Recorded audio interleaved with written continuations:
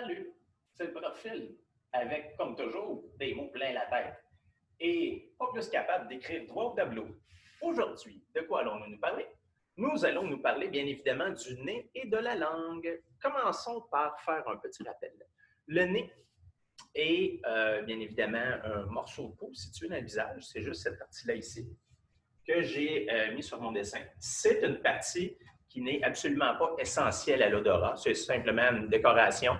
C'est en fait un filtre qui permet de purifier des grosses particules, l'air qui va rentrer pour, bien évidemment, aller dans nos poumons un petit peu plus loin dans notre corps. Donc, le nez, ce qui nous importe ici aujourd'hui, c'est bien évidemment le sens de l'odorat. Le sens de l'odorat va nous être donné, bien évidemment, par les cellules nerveuses qui sont en lien avec le sens de l'odorat.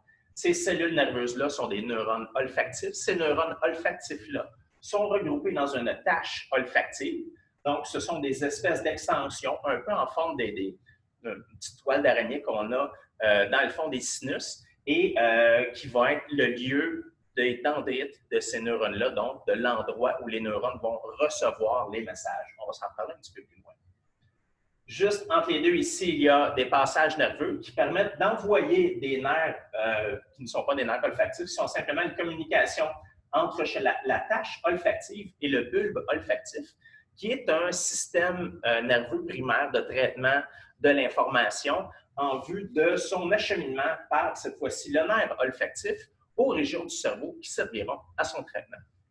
J'ai bien évidemment ici peuplé mon petit modèle de toutes sortes de dessins, de toutes sortes de noms que je vais vous inviter à vous rappeler, bien évidemment, puisque l'étude du corps humain est quelque chose qui est complet. Ce n'est pas une partie qui est séparée de l'autre. Donc, je vous rappelle ici, on a la langue, le muscle le plus puissant du corps humain, celui qui nous sert à parler.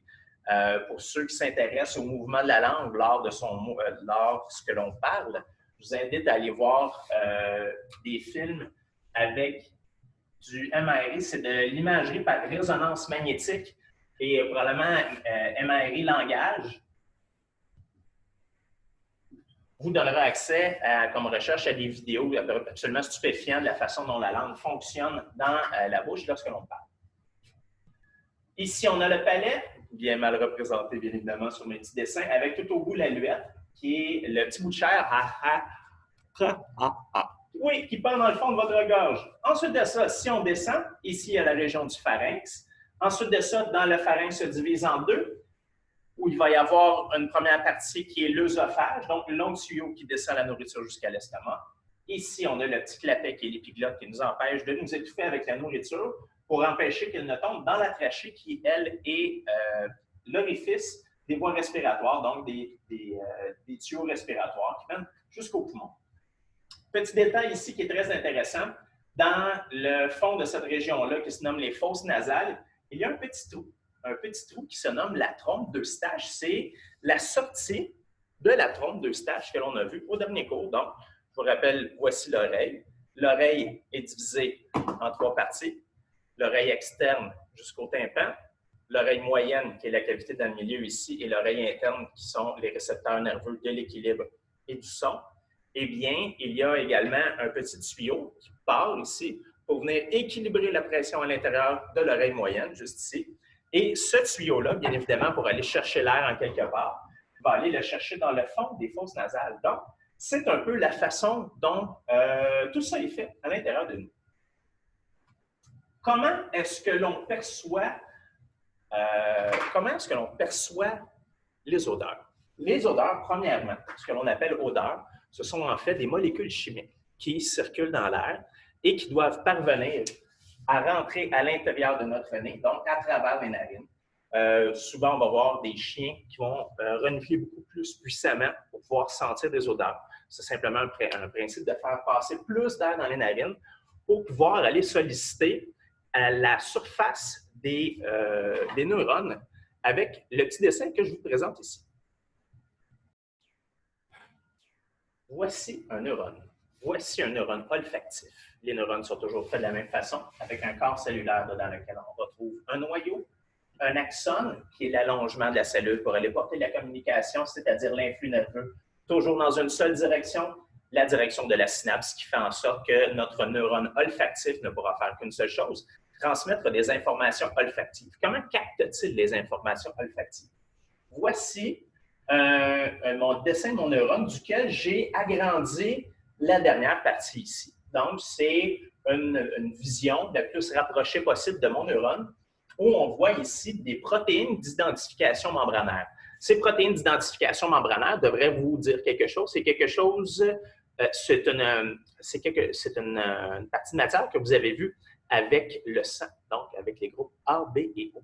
Et je me permets de vous faire un petit rappel sur comment, de quoi a l'air tout ça ici de proche. Je vous rappelle, c'est un petit film, Inner Life of a Cell, tout à fait extraordinaire qui a été fait. C'est une simulation mathématique de ce qui se passe à l'intérieur d'une cellule. Nous voyons présentement la membrane de la cellule au plus rapproché possible. Donc, on est pratiquement à la grosseur des atomes. Ce que vous voyez, chaque boule ici est une molécule, c'est-à-dire c'est une partie phosphate d'une molécule qu'on appelle un phospholipide. Donc, l'équivalent d'un ballon gonflé à l'air, ça serait exactement la membrane de la ballonne que l'on voit.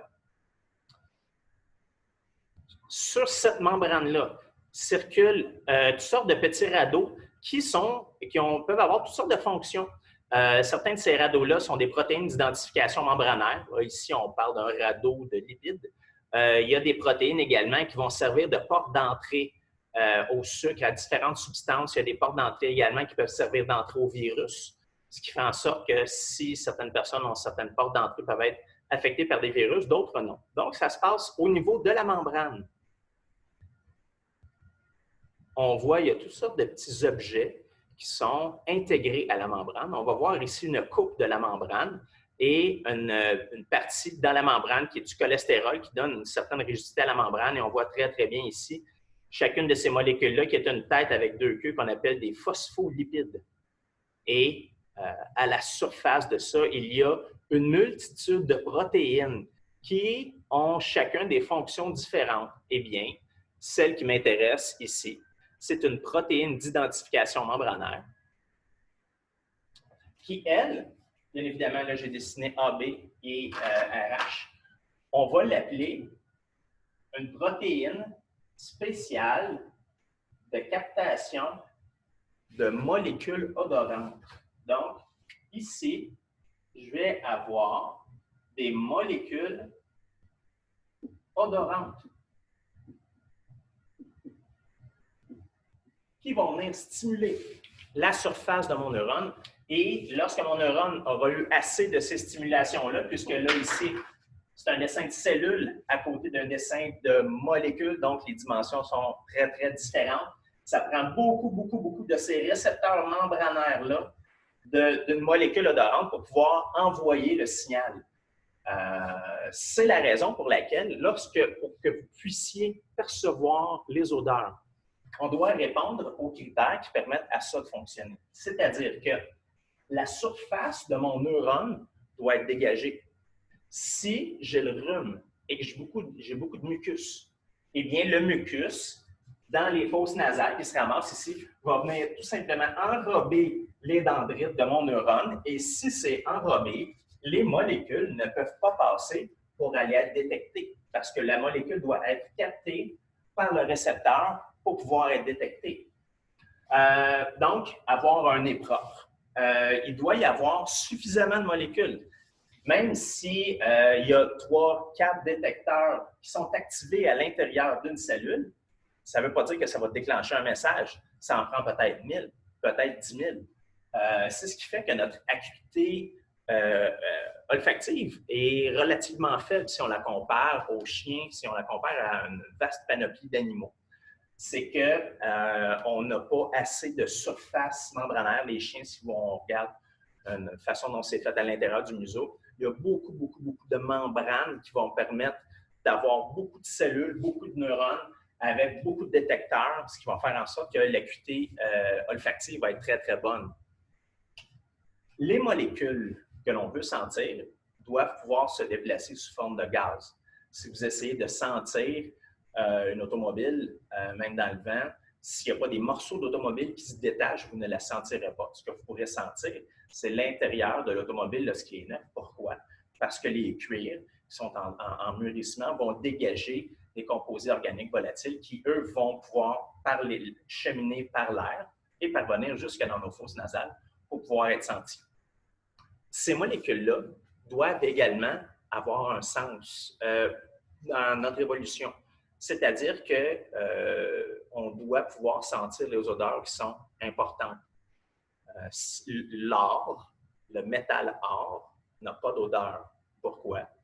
Parce qu'il n'était pas essentiel pour nous de repérer de l'or lorsqu'on avait à vivre. Ce qu'on devait pouvoir repérer, toutefois, c'était des mauvaises odeurs, des odeurs qui peuvent nous rendre malades. Les odeurs de putréfaction, les odeurs de décomposition, on ne les aime pas. Pourquoi? Parce que ce sont des odeurs qui peuvent nous rendre malades. C'est une interprétation de molécules qui arrivent à l'intérieur de récepteurs membranaires. Il y en a une assez grande quantité qui voyageait dans l'air, déclenchait un influx. Cet influx-là est arrivé aux bulles, a été jusqu'au cerveau pour être interprété. Que veulent dire les odeurs? Ça, ce sont des choses différentes.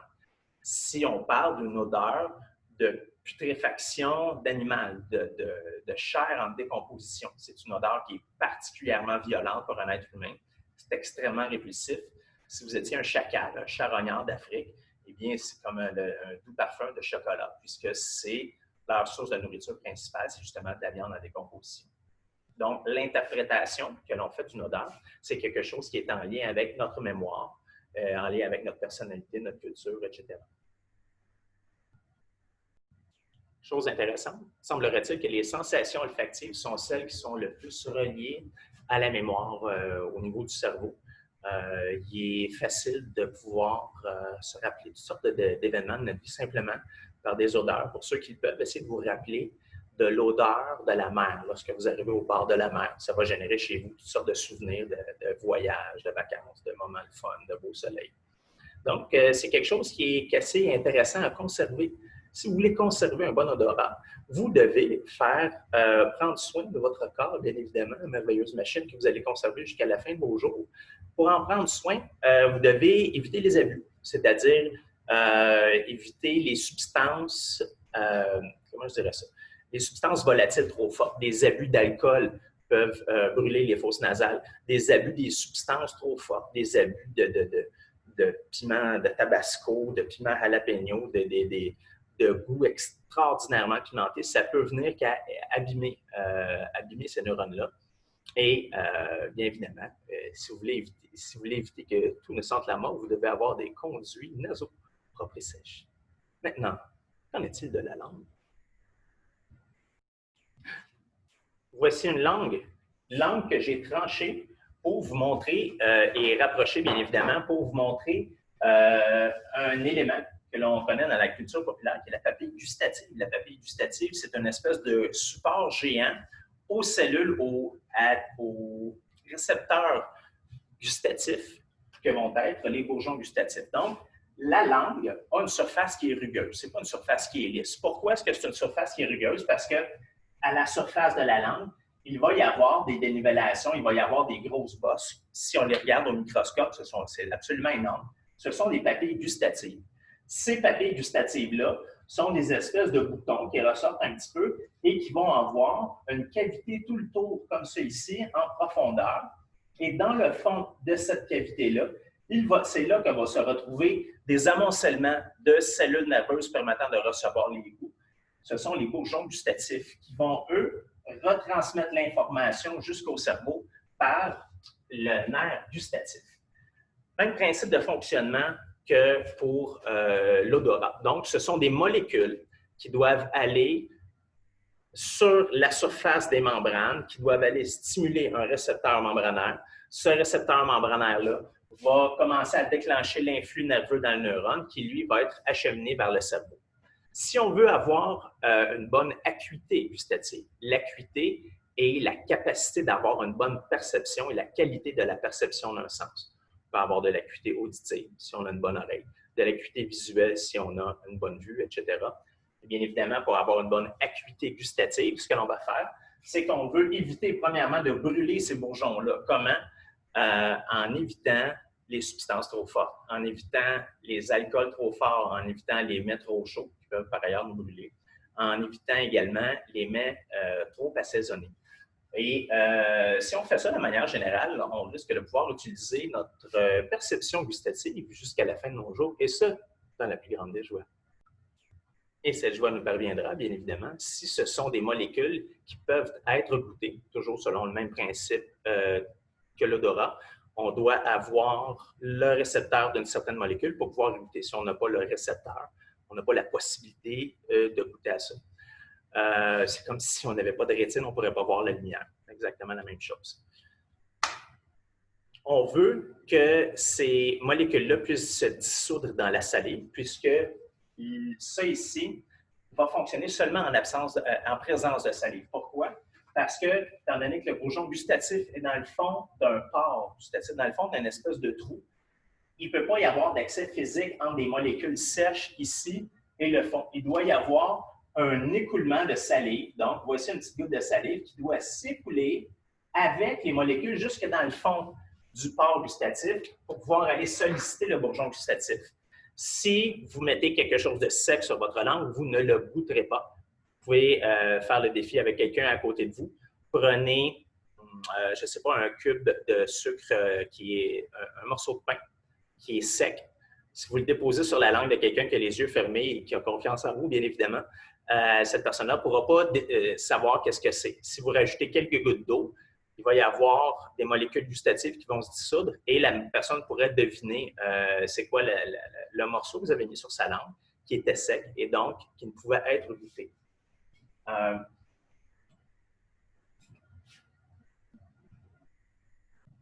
Dernière petite expérience que vous pouvez faire avec votre corps qui est tout à fait agréable, c'est de constater que 90% de la perception gustative vient en fait de l'odorat.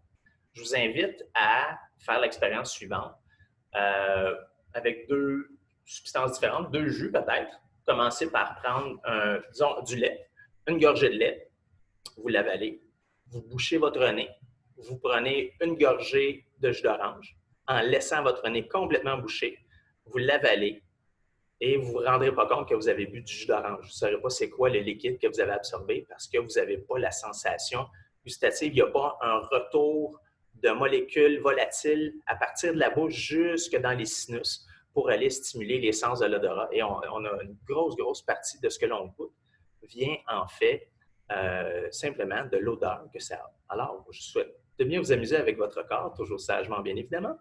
Et sur ce, un prochain cours.